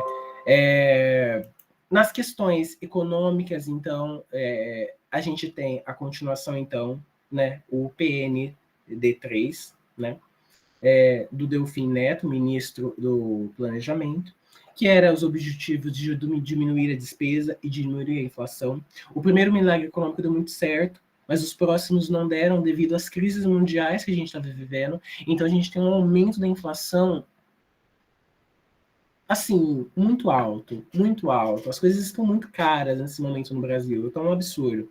E só que, no entanto, esse plano também tem um fracasso por conta da nova crise mundial do petróleo ligada à Revolução Iraniana de 1979, né? As questões do petróleo são muito importantes e elas tangem muito o Brasil nesse momento. Um Brasil que o Juscelino Kubitschek inaugurou não sei quantas mil quilômetros de estrada que vão ser um problema também para o Brasil por conta dessas questões mundiais, né? Teria sido muito mais vantajoso se tivessem investido, por exemplo, em ferrovias, né? Mas não se investiram. Nessa questão da política do Figueiredo, então, a gente tem a lei da anistia. A Thalita vai comentar um pouquinho, já mais um pouco para a gente. A lei da anistia, muito controversa, mas quando a gente fala, por exemplo, nas questões de outros países, teve um presidente aí de um país, aí não sei se é na América do Sul, aqui, não lembro, não sei se é da Colômbia, Peru, não lembro. Mas ele fez, quando acabou a ditadura militar naquele país, ele fez uma lei parecida com a lei da anistia, que só que, no entanto, não iam se julgar os militares que conseguiram as atrocidades, e muito menos as pessoas da esquerda também que lutaram e fizeram algumas coisas contra o que deveria acontecer, né, e tal, por mais que está no regime ditatorial, né. Então ele até ganhou um prêmio aí da ONU, alguma coisa assim do tipo, né, aquele prêmio que dá na ONU, esqueci o nome, que a Malala ganhou também, prêmio da paz, sei lá, alguma coisa assim do tipo. Ele ganhou. Nessa questão, a gente já tem a reforma partidária de 1979, que denota o fim do bipartidarismo, como a Thalita tinha explicado para a gente. A gente tinha 2 partidos, agora não tem mais. Mas por quê? Aí você fala, ai, gente, o nosso João Figueiredo, ele é tão legal, ai, que legal, agora podem ter novos partidos. E para que isso, gente? Para enfraquecer a oposição. O PCdoB já tinha se fragmentado em assim 1000. Surge o PCdoB daí, né? Porque o PCdoB apoia as questões da guerrilha, o PCB não apoia. Então se dividem aí, né? E aí a gente tem, em vez de ter agora o partido, o Arena, a gente tem o PDS, que é o Partido Democrático Social. A gente tem o PFL, o Partido da Frente Liberal. A gente tem o PMDB, né? Mudou o nomezinho dele. Hoje ele é PMDB de novo, né? Voltou a ser MDB, né? Que era o Partido do Movimento Democrático Brasileiro. O PTB, o Partido Trabalhista Brasileiro, que já nesse momento não é bosta de Partido Trabalhista mesmo, porque agora o PDT, que hoje é o partido do Ciro, e na época era o partido do Leonel Brizola, que defendeu que o Jânio fizesse as reformas dele, que defendeu que o que tivesse e que não acontecesse o que aconteceu, que a ditadura militar foi estabelecida, né? É o verdadeiro herdeiro das questões varguistas, né? O PDT é o herdeiro de Vargas nesse período, né? Porque ele vai estar à frente das questões trabalhistas, né? E aí a gente tem também o nascimento do PT, o Partido dos Trabalhadores, né? Que está aí também, né? Vão ter eleições para governador em 1982, né? Obviamente vai ser uma vitória da oposição, né? As questões das eleições diretas, né? A gente tem a extinção também dos senadores biônicos e a campanha direta já, que reuniu mais de 100, não sei nem quantas, né, Thalia? Foi mais de 1 milhão, né, de pessoas que foram para as ruas defendendo. E é interessante que naquela marcha pela família, apoiando a ditadura militar que aconteceu, né, foi no mesmo lugar que aconteceu a direta já, né? O pessoal estava lá contra a ditadura militar, né, querendo a direta já, né? Já tinha ocorrido eleições, então, para governadores, eles queriam também eleições para presidente, obviamente. No entanto, essa questão das diretas já, ela vira uma emenda do Dante de Oliveira, né, que era um deputado ali, né, de 1984, que ele propunha, então, essas eleições diretas para presidente. No entanto, por 22 votos, tem uma derrota no Congresso, né, e é uma frustração popular muito grande, porque não vão ter eleições. Talvez seja um medo de uma continuação da ditadura militar, que já está extremamente fragmentada por essas questões, primeiro pelas questões que a Thalita falou, esses atos institucionais que foram forjados, né? E depois pelas questões econômicas que estão assim, não tem como ver. Né? Hoje as pessoas adoram pagar caro, né? As pessoas que apoiam o governo hoje em dia adoram pagar caro pela gasolina, né? Enche o tanque da minha moto, enche o tanque do carro aqui, né? Obrigado, né? Então, né? Mas no momento é um momento tenso. No entanto, tem um momento aí de esperança. A gente vai ter eleições indiretas para presidente. Um momento de esperança. Em 1985, né? É a vitória da Aliança Democrática com o PFL e o PMDB, que elege Tancredo Neves a presidente e José Sarney a vice-presidente do Brasil. Né, eles são elegidos, eles ganham do partido do ex-partido Arena, né, eles ganham deles, então. No entanto, né, 2 dias antes da posse, o Tancredo Neves fica muito mal. E ele morre. Ele não toma posse. E quem toma posse, ele é parente do Aécio, não sei se vocês sabem, ele é avô do Aécio. Né? E o José Sarney assume a presidência.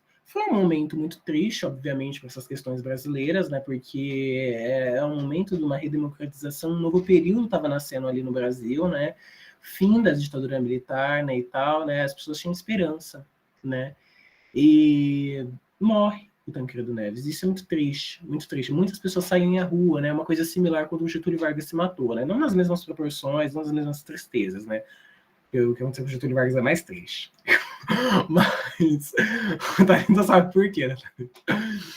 Mas quem assume é o José Sarney, e ainda tem uma esperança muito grande na democracia que se instaura a partir disso, né? Agora eu acho que a gente dá uma abertura um pouquinho maior para falar o que ficou da ditadura militar no Brasil, né? Porque são questões muito importantes, né?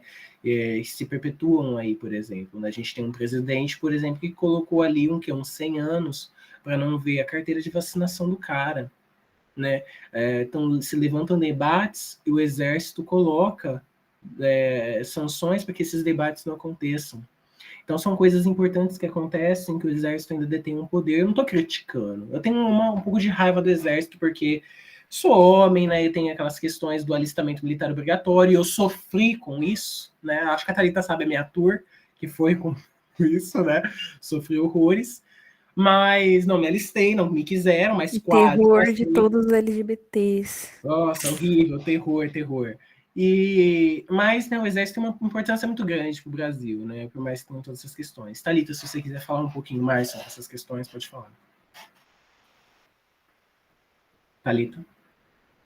Oi, amor, perdão. Pode falar um Ih, pouco ali mais sobre travou. as questões da lei da anistia e o que ficou da ditadura. Ai, gente, então, né? O que vocês entendem por justiça de transição? Vocês já ouviram falar sobre? Vocês sabem o que significa? Justiça de transição? Preciso saber se vocês têm mais ou menos uma ideia de quando a gente fala disso. E aí? Então, né? O que é a justiça de transição? Vou dar uma explicadinha bem rapidinha, né? A gente teve o período, né, de ditadura. Tá, aqui é a ditadura. E uma hora isso vai voltou para uma democracia, né, de certa forma. Mas o que acontece nesse meio período aqui? Existe uma, existe uma transição política, né?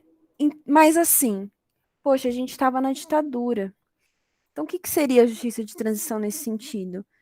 A justiça de transição, ela vai se referir, né, conjunto de medidas políticas que vai ser usada para reparação de violação de danos, né? Tem até uma autora que fala, gosto muito dessa autora, eu vou pegar o nome dela direitinho depois. Eu sei que o sobrenome dela é Araújo, né? Ela fala que assim, né?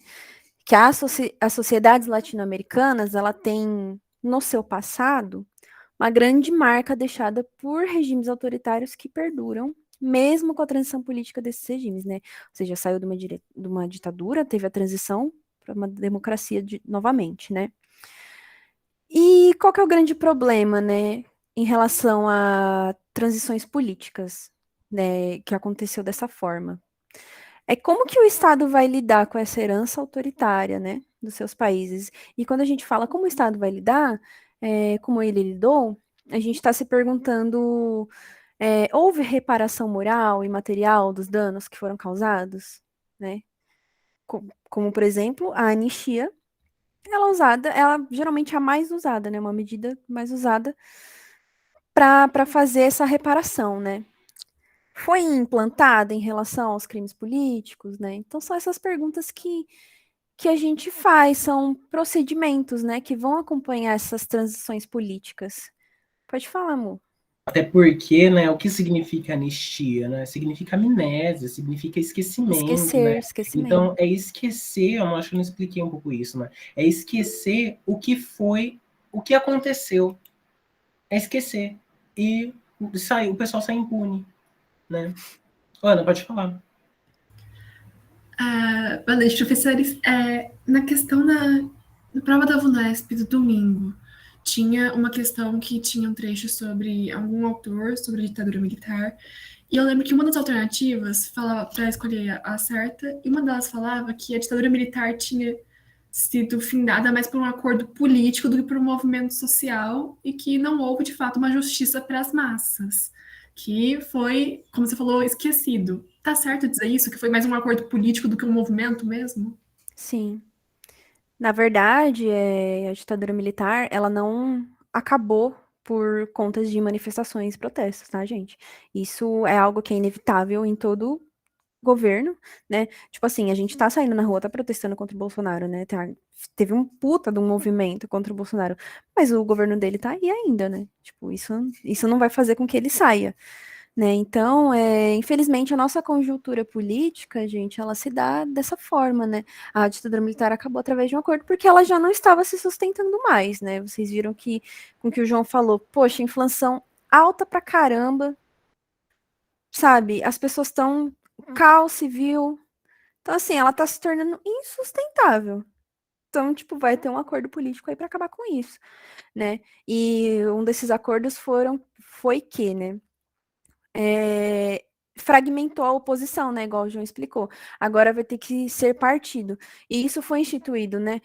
Vai ter eleição? Vai, mas só que aí vai ter que ser o seguinte: agora vai ter que ter a palavra partido na frente das siglas. Então, para existir, isso vai fragmentar a oposição, porque a oposição, gente, ela nem sempre era todo mundo pensava igual, né? Igual a gente viu, né? A oposição, né, o MDB, era todas aquelas pessoas que eram contrárias a algo do ditadura militar, entendeu? Inclusive, vamos dizer assim, os bolsominions arrependidos, né? Ele também, vamos supor, né?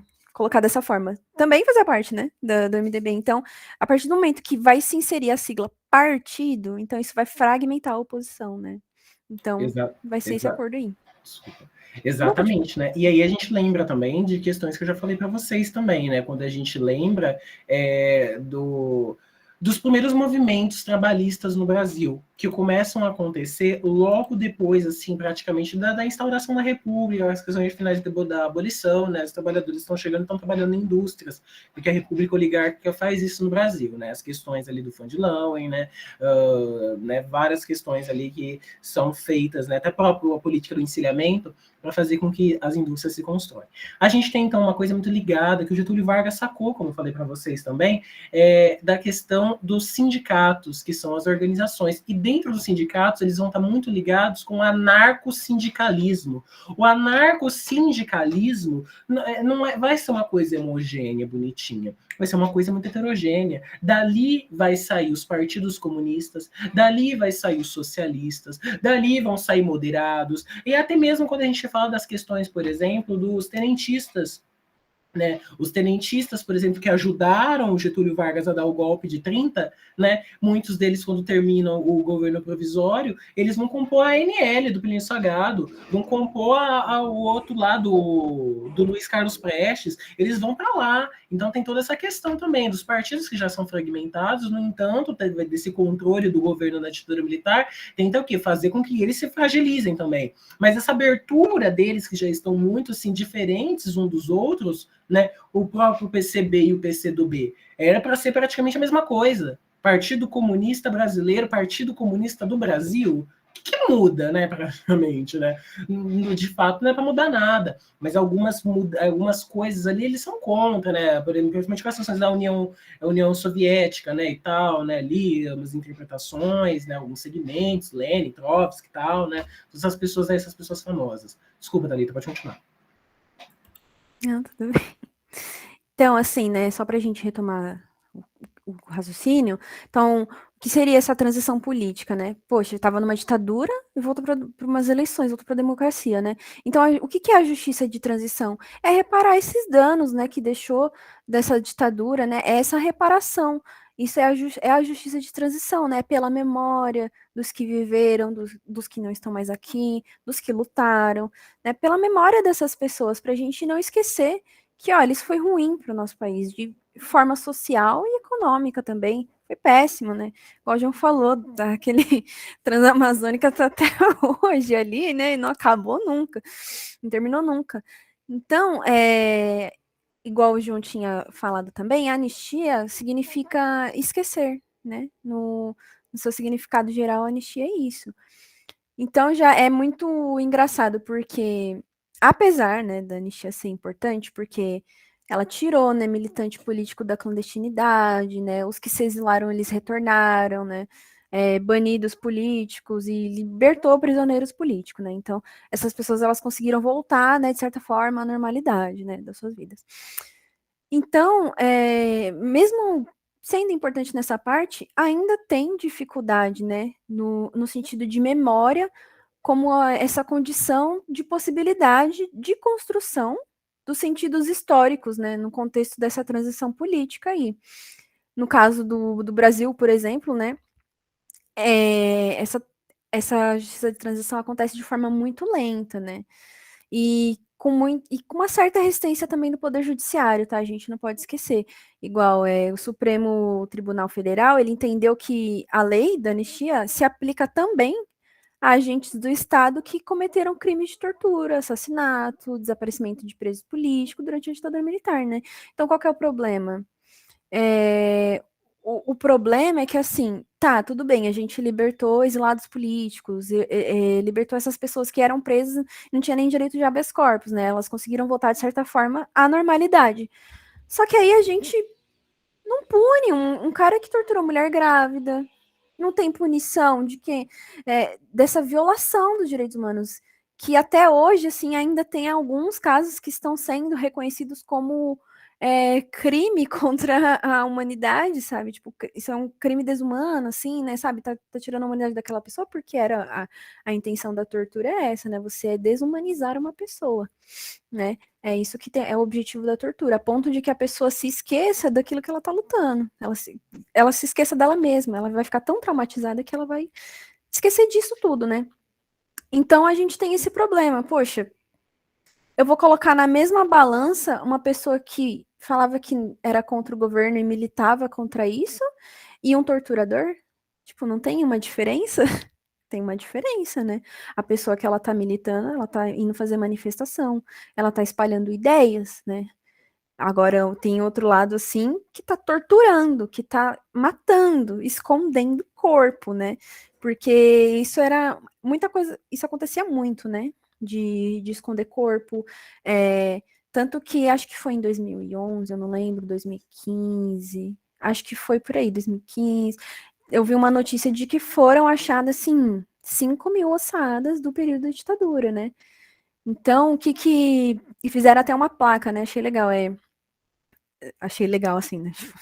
Não foi legal o que aconteceu, tá, gente? Mas achei interessante que, assim, aqui foram enterradas pessoas desaparecidas da ditadura, entendeu? Então, tipo assim, é uma forma da gente olhar para isso. Nossa, aonde eu tô pisando? Às vezes a gente não sabe.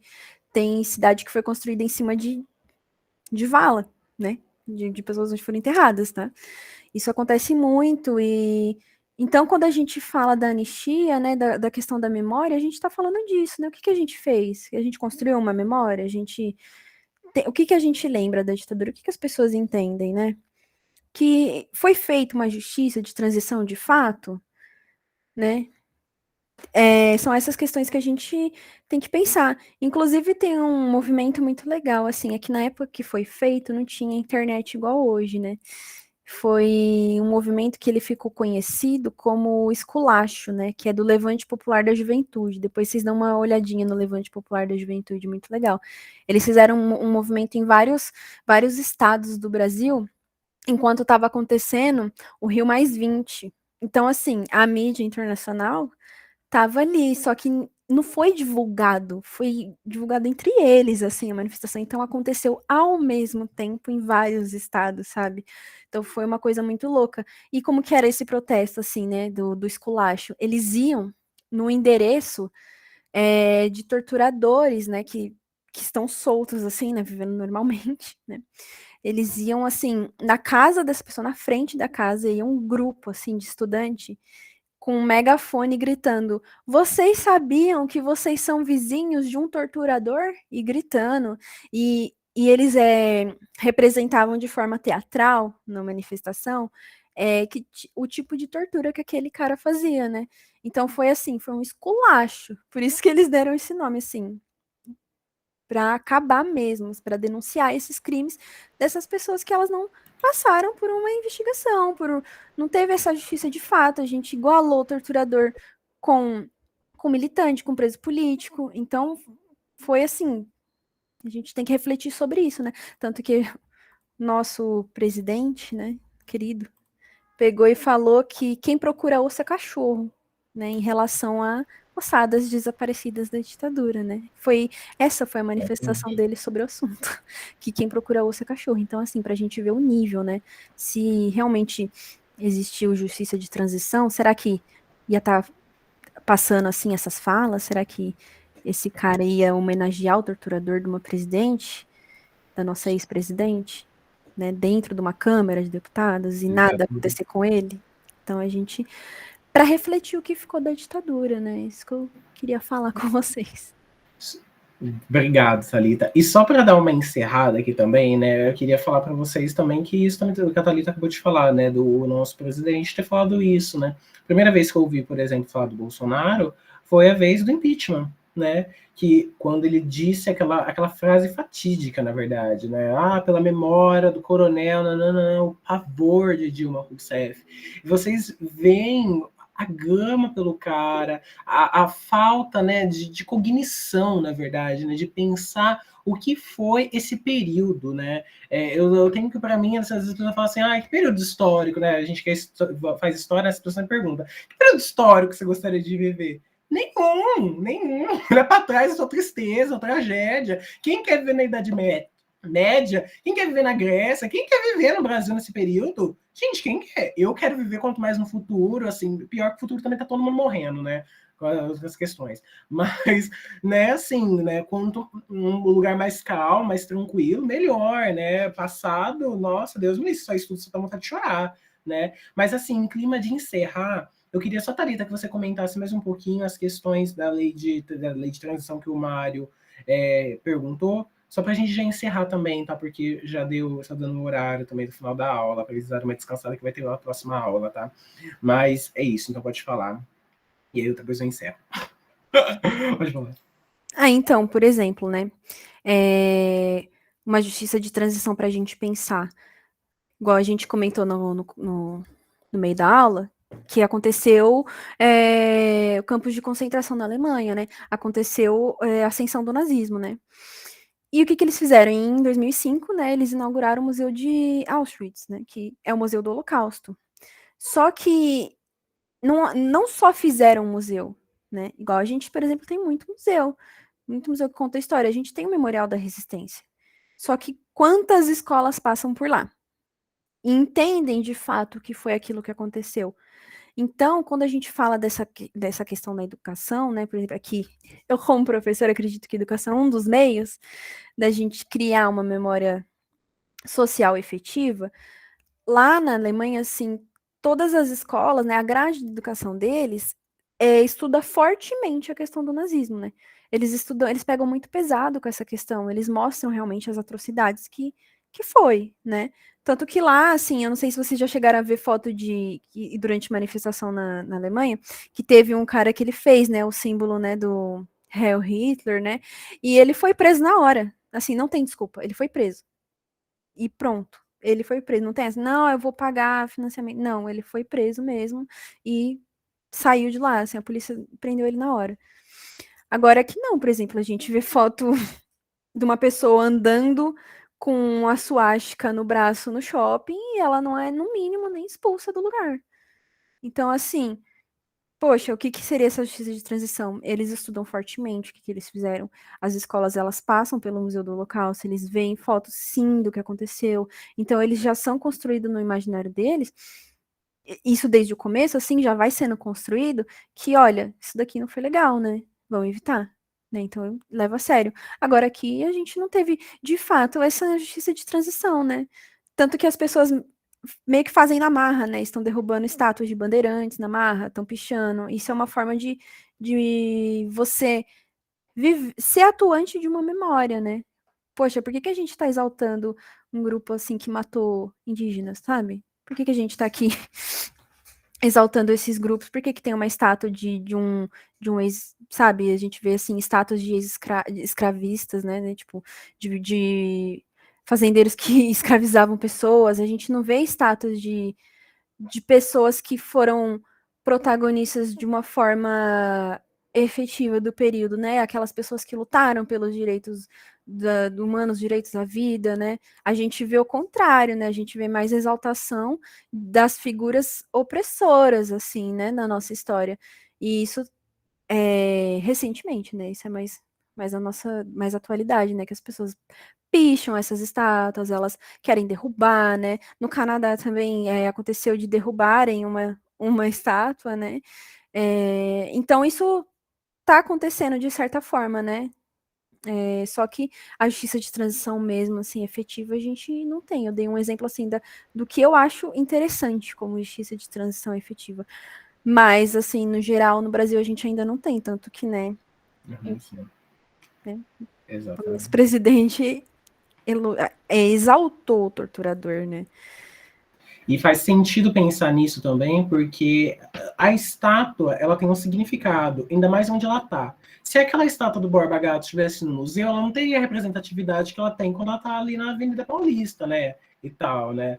Então, assim, o lugar onde ela está pautada, o lugar, o nome de rua, né, por exemplo, tem muito torturador que é nome de rua, né, avenida, né, e tal, né, o próprio Getúlio Vargas, por exemplo, que fez o Estado Novo, que matou muita gente, né, será que tem que, porque ele é uma figura ímpar também, né, dessas questões, né, mas será mesmo que tem que enaltecer tanto, assim, né, então, sempre uma reflexão sobre isso, né, sempre uma reflexão sobre isso. Ana, pode falar. Ai, Ravena, desculpa. Eu não sei se é verdade, mas eu vi não faz muito tempo, e eu acho que foi em alguma aula do cursinho, que a Avenida Bandeirantes, em São Paulo, Avenida, Rua, eu não sei direito, cada rua que cruza por ela leva um nome mais diferente, assim, que é de uma comunidade indígena que os bandeirantes chegaram quase ao extermínio.